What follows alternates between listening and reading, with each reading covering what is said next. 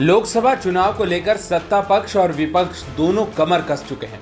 अगले साल चुनाव होंगे, जिसको लेकर पार्टियों ने रणनीति तैयार कर ली है। इसी कड़ी में 23 जून को बिहार की राजधानी पटना में विपक्ष की महाबैठक हुई। इस बैठक की हर तरफ खूब चर्चा है। कई मुद्दों पर बात हुई और अब अगली बैठक जुलाई में होगी, जिसकी अगुवाई कांग्रेस पार्टी करेगी। इस मीटिंग में शामिल सभी दल अब हिमाचल प्रदेश के हिल स्टेशन शिमला में जुटेंगे और 2024 के आम चुनाव को लेकर बड़े फैसले लेंगे। सभी विपक्षी दल एक सुर में बीजेपी और पीएम मोदी को सत्ता से हटाने का आह्वान कर चुके हैं।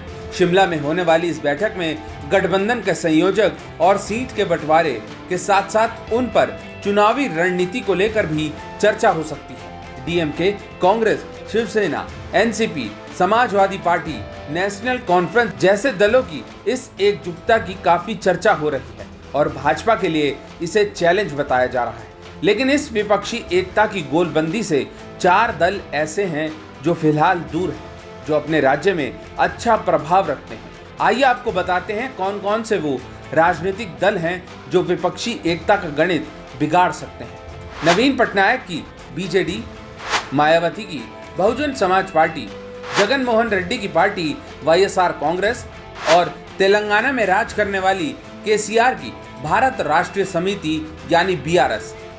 इन 4 दलों में से 3 पार्टियां तो अपने अपने राज्यों में बहुमत की सरकार चला रही हैं। ऐसे में इनकी गैर हाजिरी कांग्रेस के साथ साथ दूसरे विपक्षी दलों के नेताओं और उनकी एकता को लेकर चिंता की बात है। इतना ही नहीं, भले ही ये दल तटस्थ दिखते हैं, लेकिन जरूरत पड़ने पर भाजपा के साथ नहीं जाएंगे, इस बात से इनकार नहीं किया जा सकता। इसकी वजह यह भी है कि कई अहम विधायकों को पारित कराने में इन दलों ने संसद में भाजपा का समर्थन किया है। बहन जी का दूर रहना विपक्ष के लिए घातक।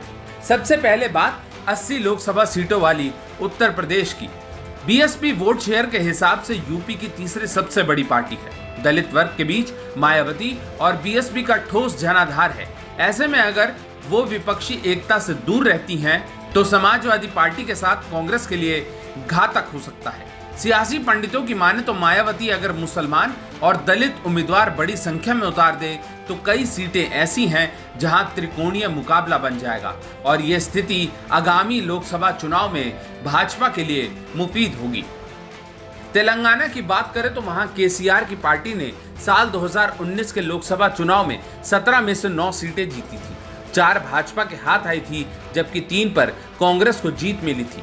इस तरह तेलंगाना की सबसे बड़ी पार्टी बीआरएस ही है और अब अगर कांग्रेस उसके साथ नहीं आती तो फिर स्वतंत्र रूप से चुनाव के बाद केसीआर किसी भी पाले में जा सकते हैं। यही स्थिति आंध्र प्रदेश में जगन मोहन रेड्डी और उड़ीसा में नवीन पटनायक की है। दोनों ही नेता अपने राज्यों में पूर्ण बहुमत की सरकार चलाते हैं और जरूरत पड़ने पर भारतीय जनता पार्टी के साथ भी जाते रहे। बीजेपी और इनके बीच एक अनकहा करार रहा है और वो अपने राज्यों में खुलकर सरकार चलाएं और केंद्र में भाजपा के साथ बनाकर भी रखें। ऐसे में साफ है, बीएसपी, वाईएसआर कांग्रेस, केसीआर और बीजू जनता दल अगर एनडीए के साथ रहते हैं तो 2024 की चुनावी फाइट बेहद दिलचस्प होगी और विपक्ष को बीजेपी से मुकाबला करने के लिए एक और नया प्लान तैयार करना होगा।